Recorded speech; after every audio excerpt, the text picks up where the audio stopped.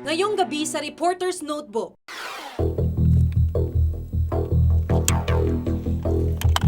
Mga private army ng ilang politiko, buhay na naman ng eleksyon.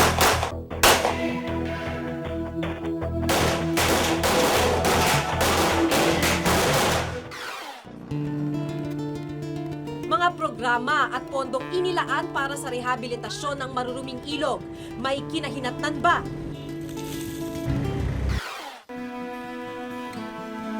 At ang patuloy na paghuli at pagbenta ng mga manta ray sa Sorsogon, bakit hindi masugpo? Personal naming inalam. Sinaliksik ang bawat anggulo. Bawat detalye kinumpleto. Ang lahat ng yan nakatala sa Reporter's Notebook. Goons, Hitman, Birador. Ito ang karaniwang tawag sa bumubuo ng isang private army. At sa mga lugar kung saan matindi ang bangayan sa politika, paraan daw ito ng mga politiko para bigyang seguridad ang kanilang mga sarili. Ngayong eleksyon, nalaman naming buhay na naman ang mga ito.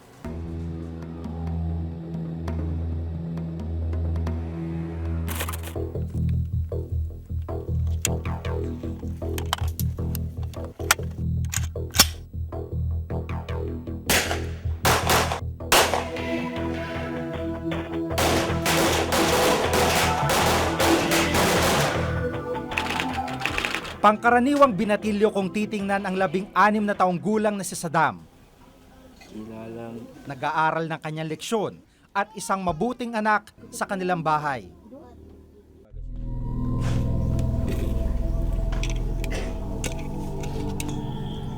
Pero nag-iiba ang kanyang katauhan kapag nakahawak na siya ng baril.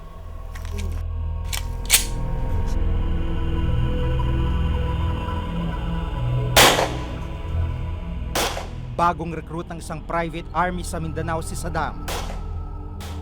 Makatapos ng pag-aaral. Pero alis ka ba sa grupong to? Hindi. Dahil Kasumpa na ako. na Dito na ako. Tatanda. Karaniwan sa mga miyembro ng private army, walang sinasayang na panahon. Gaya ngayon, nagpa-practice sila para sa kanilang mga susunod na kwentro.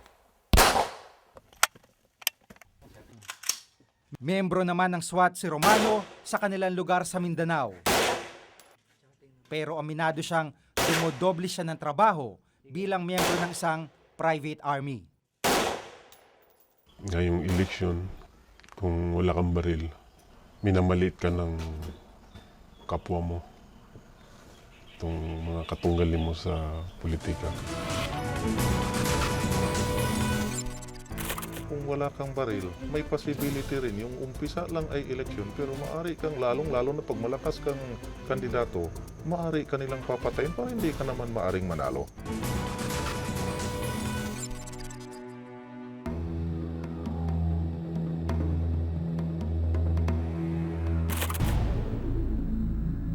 Katapatan ang pangunahing katangian para sa mga nagre-recruit at nagbubuo ng private army. Kaya't karaniwan sa kanilang miyembro, kung hindi man kamag-anak, ay malalapit na kaibigan.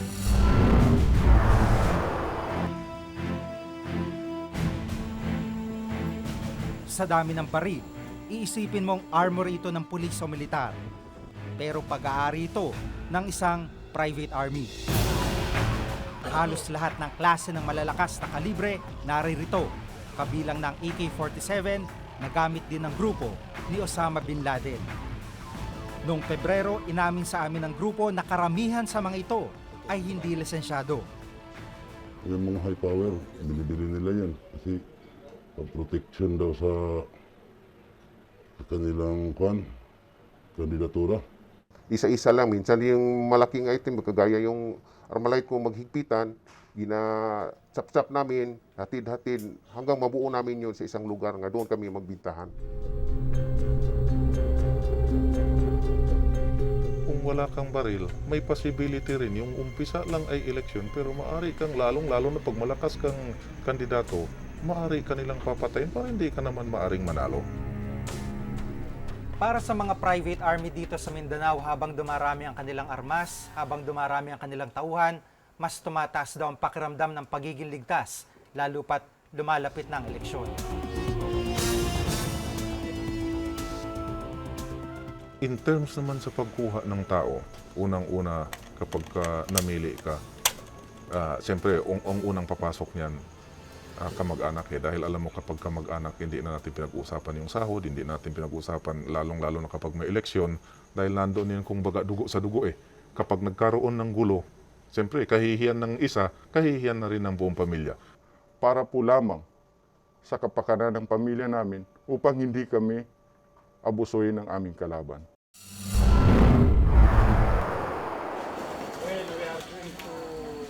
Biktima ng private army si Ustads Kahir Macapegues. Kaya't mahigpit ang seguridad na inilatag ng pulisya sa kanya. Si Macapegues ay dating mayor sa Matanog, Maguindanao at ngayon tumatakbo muli sa posisyon. Napansin ko dalawa yung baril mong dala. Ano bang gamit itong isang malaki? Ito, pang-sniper ito. Pang-snipe sa, kung sa kami may kalaban, bakbakan.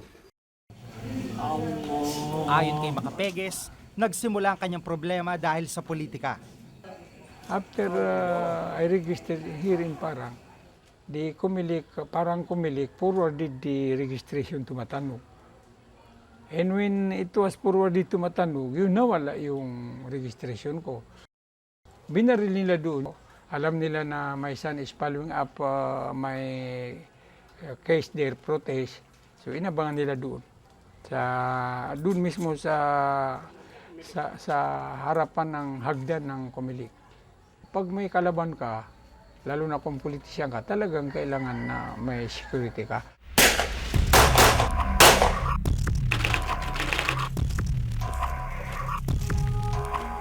Kung may armory ang armadong grupo na inabutan namin sa Mindanao, ang kuwebang ito naman ang pansamantalang pinagtataguan ng armas ng isang private army sa Abra.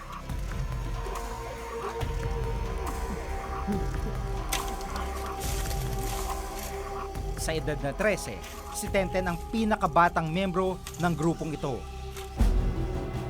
3 na raw ang kanyang napapatay. Una siyang pumatay dahil sa personal na away nung 12 taong gulang pa lang siya. Kasi lumalaban Ay tinalikuran ko na. Tumakbo na ako dun sa bahay. Kinuha ko nung baril. Ang ama niyang sundalo, hindi alam na sumali siya sa isang private army. Handa raw siyang pumatay para sa kanyang among politiko at hindi raw siya natatakot na magkabangga silang mag-ama. Pag sumugod yung tatay ko, lumaban naman ako pag sumugod. Lalabanan mo yung tatay mo? Oo, sir. Eh, paano kung mapatay mo yung tatay mo? Wala na, patay na. 2 buwan pa lang sa private army si Jerry, pero pagdating sa enkwentro, isa na siyang veterano. Dati kasi siyang NPA, kaya hinimok siyang sumali sa grupo. Kasi mahirap na magulo kasi dito sa Abra. Yung maraming nagagawang patayan, lalo na yung mga malalaking isda, yung mga politiko, mahirap na. Kami namin binabantayan araw-araw. Parang gera talaga dito sa pag-eleksyon. Tuwing lakad, siyempre, armado, talagang iisipin ko talaga pag ganun kasi. Baka ambos. Magbibigay din siya ng buwan-buwan ng 3,000. Kaya nagbibili ng mga pagamitan, yun lang, pagkain. Yun lang. Ang probinsya ng Abra hotspot lagi pag-eleksyon. Madugo raw kasi ang politika sa lalawigan. Mula taong 2001 hanggang sa kasalukuyan, 30 politiko na ang napapatay dito. Hindi makalimutan ni Kit Bersamin ang paslangin ng kanyang kapatid na si Congressman Luis Bersamin nung nakarang taon. When my brother went down, I panicked. I cried, yun nangyari na So, ang pagkapatay ng brother ko, nasa trauma pa na dahil kitang-kita kong pagbarya sa kanya. Paniwala niya, politika ang nasa likod ng pagpatay. Politics. Clear and simple politics. Because my brother is running for governor, I know they cannot beat my brother one-on-one honest election. Bukod sa gun ban, mahigpit ding ipinagbabawal ng COMELEC ang mga private armed groups para iwasan ang karahasan sa darating na eleksyon. It is very evident na ginagamit nila yun during campaign at saka during election day to harass yung mga voters or yung mga opposing candidate in particular. Sa ngayon, 9 na grupo ang mahigpit na binabantayan ng pulisya sa Abra. And these are mostly being maintained by politicians. Bawal yan. Kaya nga natin ina-identify, minomonitor kung ano, binabalidate, and then dinidismantle natin. Kontra sa batas yan. Una-una, yung baril na hawak nila, illegal na ito. Pero ang isang politikong nakausap namin, higit na ipinagkakatiwala ang seguridad sa kanyang private army kaysa sa pulisya. Siyempre, pagka may armen ka na rin, mas matatag ka lang na lalaban, di ba? Saka mas safety ka rin kasi may security ka. Kaysa yung, kahit sabi mo may pulis ka, actually, hindi naman palagi yung pulis inaano yung buhay niya, di ba? Diyan kasi nag-uumpisa yung gulo. Mag-employ ka ng private na security na hindi naman licensed. Meaning mag-hire ka ng mga tao na hindi naman authorized humawak ng baril. Palagi namin sinasabi, no? Kung may mga problema itong mga politicians, they refer the matter to us at titignan namin. Hindi na sikretong pagkakaroon ng private armies ng ilang politiko sa bansa. Igit man nilang ito'y para lang sa kanilang kaligtasan at seguridad, malinaw itong paglabag sa batas. At kung patuloy na lalawak ang impluensya ng mga armadong grupo, walang argumento. Mananatili silang banta sa isang malinis at mapayapang lipunan. Ako si Giga Manikad at itong nakatala sa aking Reporter's Notebook.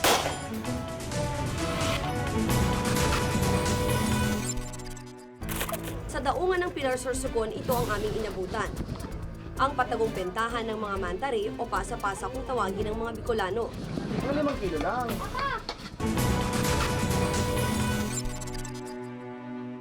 Mantari o pasa-pasa para sa mga Bicolano, isang uri ng lamang dagat na kabilang sa listahan ng mga itinuturing na endangered species. Pero sa isang bayan sa Sorsogon, patuloy ang paghuli at pagkatay sa mga ito. Ano nga ba ang konkretong hakbang na ginagawa ng mga otoridad para maihinto ito? Alamin sa report ni Ruth Cabal.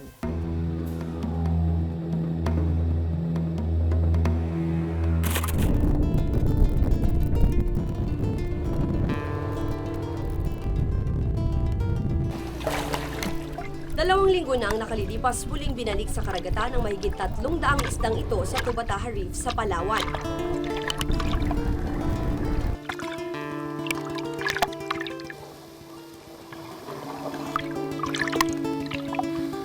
Ito ang Napoleon wrasse o maming, isang uri ng isdang nanganganib o kabilang sa mga tinatawag na endangered species. Nasapat ang mga ito mula sa mga dayuhang poacher mula sa China. Huli sa aktong nangingisda sila sa ating karagatan noong Disyembre. Pero matapos magpiyansa, napalaya ang mga dayuhan. Hindi ito ang unang pagkakataong nakalusot ang mga dayuhang poacher sa bansa. Pero hanggang ngayon, tila talamak pa rin ang paghuli at pagbenta ng ilang mga nanganganib na lamang dagat ng mga sarili nating kababayan. Sa daungan ng Pilar Sorsogon, ito ang aming inabutan. Ang patagong bentahan ng mga mantari o pasa-pasa kung tawagin ng mga Bicolano. 5 kilo lang. Kabilang din ang mga ito sa listahan ng endangered species. Ibig sabihin, bawal hulihin at bawal ding ibenta ang mga ito.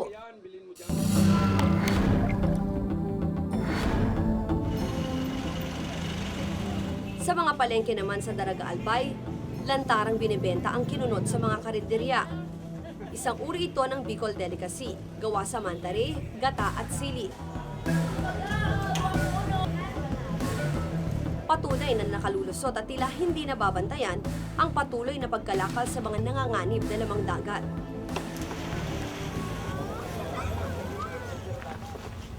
Ilang residente sa Pilar Sorsogon ang aming nakausap. Kabuhayan ng marami sa kanila ang pangingisda, kabilang ang paghuli ng pasa-pasa. Bali, isang ganun, Bata pa lang daw si Mang June, nakikita na niya ang amang nanghuhuli ng mga ito. Kung minsan nga makakakita ka pa dyan ng lutang, halimbawa nagbabiyahe ka, may makikita ka pang nakalutang, siguro yung nabitiwan. Pero ngayon wala na. Alam daw nilang bawal ang paghuli sa manta ray sa karagatan. Kadalasan iniiwasan na raw nila ito. Pero minsan, aksidente kung lumapit daw sa kanila ito. Kaya napipilitan na silang kunin ang mga ito. Yung bangkulis, ganyan, yung malasugi, yun ang talagang sinasadyang kukunin. Kaso lang, sumasampa yung pasa-pasa. Kaya kung halimbawa patay na, alangan naman nabitiwan mo pa yun, dinadala namin sa gilid. Oo, pag siyempre kukunin na yun ng tao pag patay na, mabuti kung vibe at bibitawan namin. 50 hanggang 80 pesos kada kilo ang bentahan ng manta ray. Hindi bababa sa 100 kilo ang isa. Ibig sabihin sa isang piraso, 5,000 piso agad ang pwedeng kitain. 120 at saka 18, 138, 135 lang. Sa ilalim ng BIFAR Administrative Order 193 ng Republic Act 8550, 4 na taong pagkakakulong ang parusa para sa sino mang mahuhuling nangingisda o nagbebenta ng anumang endangered species. 5,000 naman ang multa, pero tila hanggat walang nakikitang hulihan, wala ring madadala. Kasi dapat talaga hindi dito, doon mismo sa source. Kasi kung dito ka na sa sa bayan, mahirap na 'yon. Kahit hulihin mo man, huli na rin kasi patay na. Dapat doon pa lang sa area kung saan nagaganap itong mga illegal na pangingisda ng manta ray. Marahil isang problema kaya patuloy ang gawaing ito ang hindi mahigpit na pagpapatupad ng batas. Aminado ang pulisya dito. Humanitarian reason na lang siguro yun kasi nakakaawa naman kasi yung mga mangingisda natin na halos wala nang mahuli tapos nakakatsyempo pa ng manta ray na maliit. Kakawawa naman sila. Ang lokal na ahensya ng gobyerno ang responsable sa paghuli at pagmonitor ng mga iligal na uri ng pangingisda. Pero maging sila, aminado rin sa mga limitasyon. Pwede kayong mahuli first and foremost sa laon. Well, theoretically, that's the best place. Paano kasi makikita mo kagad, makikilala mo kagad siya? Unfortunately, kung nasa laot ka, medyo mahirap-hirap maghabol doon. Kasi ilan lang naman ang mga nagpapatrolyo sa dagat. May ibang mga prioridad din daw ang ahensya, kaya hindi masyadong natututukan ng patuloy na paghuli ng mga manta ray sa kanilang lugar. Most of our attention, especially the local government units, at saka BIFAR, at saka Department of Agriculture, at lahat yung mga ahensya ng pamahalaan ay nakatuon sa pagpipigil ng dynamite at cyanide fishing. Kasi yan ang talagang napaka-destructive.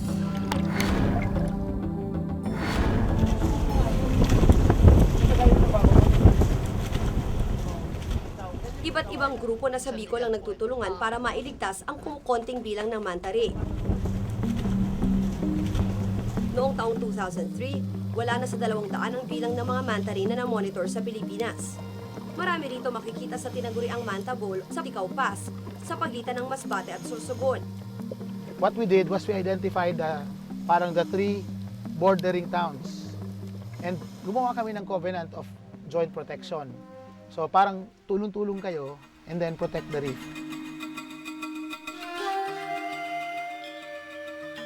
Kung tutusin, mas malaki ang pakinabang sa isang buhay na manta ray kumpara sa patay na.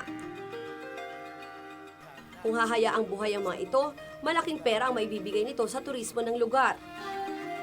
Ang regular na bayad sa scuba diving sa Manta Bowl, $. Sa isang taon tinatayang $3 milyong o mahigit 144 na milyong piso ang maaaring kitain sa scuba diving dahil sa manta ray. Bukod pa yan sa bayad sa hotel, sa pagkain at iba pang kailangan ng mga turista. Pero hindi ito simpleng matematika para sa pamilyang uunahin ang kalam ng sikmura. Kami lang ang malilit dahil maliit naman kami mangisda. Ultimately, all these things are driven by market. And what do you mean when you say market? People.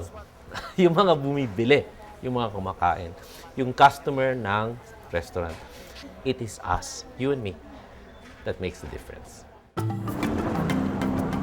Hindi lang mga manta rin ang pinagmamalaki ng mga karagatan ng Bicol. Malaya ring nakakapabuhay ang mga whale shark o mas kilala bilang butanding, ang tinuturing na pinakamalaking isda sa buong mundo. Ayan! Ang ganda! Minsan na rin nanganib ang mga butanding sa kamay ng mga mangingisda. Mabenta kasi ang palikpik at laman nito noon.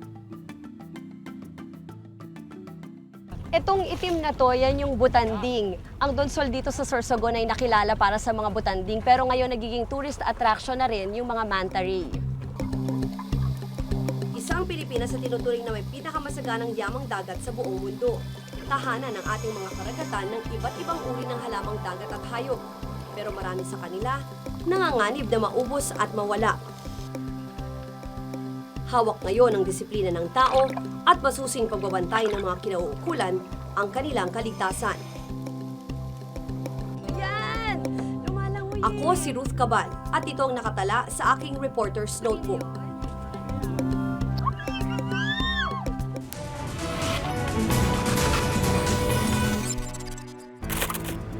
Paraiso kung tawagin dati ng mga mangingisda itong ilog ng Ubando dahil sa dami ng mga sariwang isdang nahuhuli dito. Pero ngayon, ang kadalasan daw nilang inaabutan, mga patay na isda.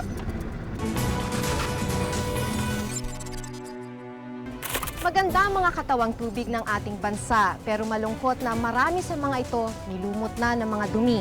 Ilang beses nang sinubukang muling buhay ng mga ito pero matapos ang maraming taon. Ano na nga ba ang sitwasyon? Alamin ang detalye sa Reporter's Notebook ni Oscar Oida.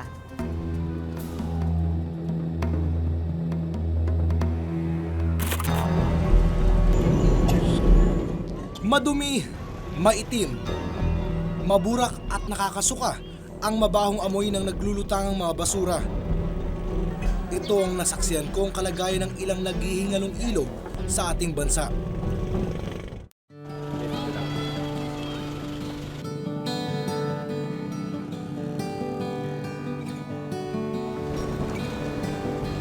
To 30 years ago, ang Ubando, paraiso.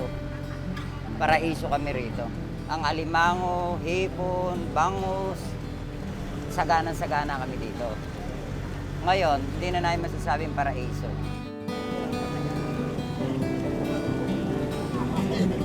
Bakas ang pangamba ng mamangisdang ito sa Ubando, Bulacan na magkaroon ng matinding polusyon sa ilog na pinagkukunan nila ng pangunahing kabuhayan.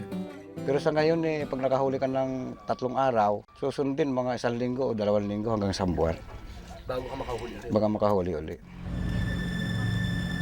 Ay sa bahaging ito ng ilog, sinasabing binabagsak yung mga basura na inihahatid dito.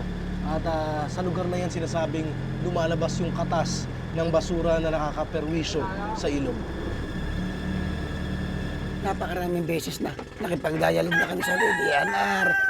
Sa ngayon ng departamento natin nung ina-operate ang dam side nito. Pero wala rin nangyari. Actually, nagkaroon na nga ng demandahan sa Regional Trial Court sapagkat alam namin at batid namin sa ilalim ng Republic Act 9003, Ecological Solid Waste Management Act of 2000, ay totoong bawal magtatag o magtayo ng anumang dam site o anumang uri ng dam site along the aquifers or even along the waterways. Hindi pa man kami nakakalayo, ito ang malungkot na pangitaing bumungad sa amin. Paraiso kung tawagin dati ng mga mangingisda itong ilog ng Ubando dahil sa dami ng mga sariwang isdang nahuhuli dito. Pero ngayon, ang kadalasan daw nilang inaabutan, mga patay na isda. Kung madadama nila yung karaingan nga namin na sana wag nang ipagpatuloy nila yung yung dam site gawa ng mawawalang hype dito, yung kinabubuhay namin dito sa ilog. Yun lang ang mga tanging yaman namin dito, itong ilog lang na ito. Kung magpapatuloy ang polusyon sa ilog ng Ubando, hindi malayong pumanaw ang pag-asa ng maraming buhay na dito umaasa. At sa huli, mapabilang ito sa mahigit 200 patay na ilog sa ating bansa.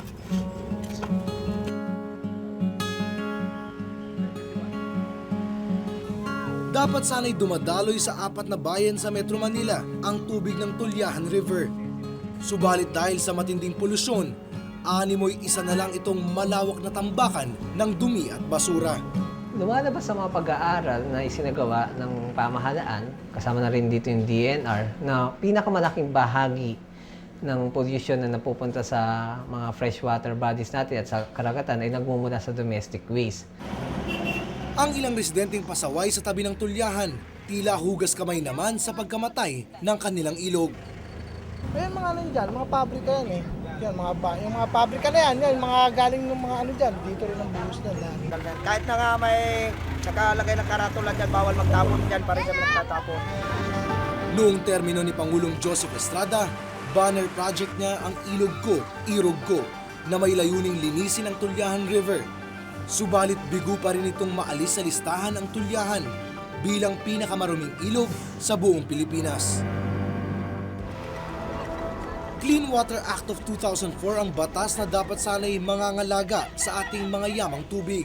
Pinapatawan ito ng parusa ang sinumang magtatapon ng dumi at basura sa ating mga ilog at dagat. Ang problema lang, kailangan talaga ng ating mga pinuno ng pamahalaan, ito ba'y nasa national agencies man o sa local government units, na magkaroon talaga ng political will para ipatupad itong mga batas na ito. Piso para sa Pasig. Piso para sa Pasig. Ito ang proyekto ng nakaraan na pinasikat ng dating unang ginang na si Ming Ramos. To unite is to succeed. 1991, nang simulan ang rehabilitation project para sa Pasig River.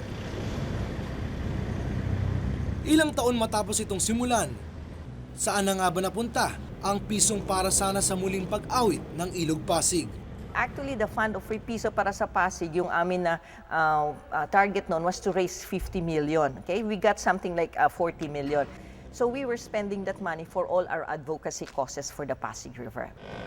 Relocation ng mga informal settler ang unang hakbang na isinagawa ng Pasig River Rehabilitation Commission o PRRC. Malaking bahagdan daw kasi ng duming itinatapon sa Pasig River galing sa mga residenteng nakatira malapit sa ilog. Visually, aesthetically, malaki yung improvement. Kasi kung mapapakita nyo yung retrato that we took 10 years ago when we started Piso para sa Pasig, it's so entirely different now. Delikado siya. Bakit?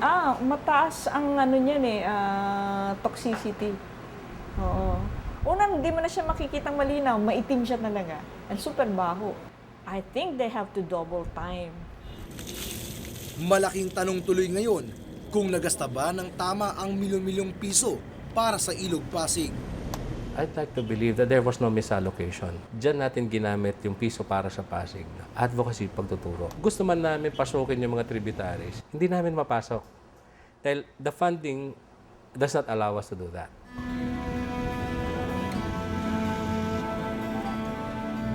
Hindi naman nalalayo ang nakadidiring kalagayan ng San Juan River bilang isa sa pinakamaruming ilog sa Metro Manila.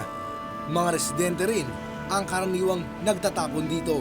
Siyempre may pagkakataon na kailangan mong magtapon, paminsan tapon kami doon. Kaya naman daw ang basurang itinapon mo, babalik din sa iyo. Subalit mga batang walang muwang ang madalas umanong ginagantihan ng mga ilog.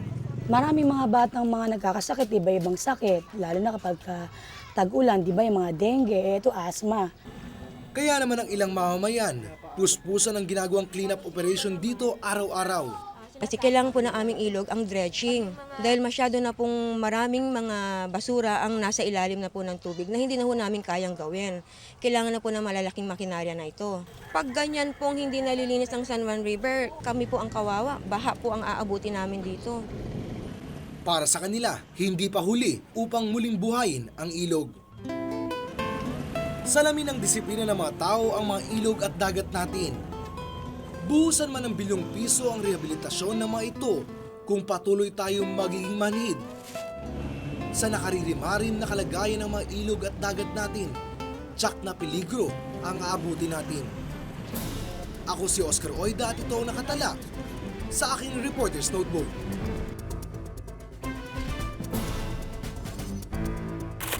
Kung may nais kayong ipasiyasat na issue o balita, maaari po kayong tumawag sa amin sa numerong 928-7021 Local 1424. Maaari rin po kayong mag-email sa reportersnotebook@gmanetwork.com.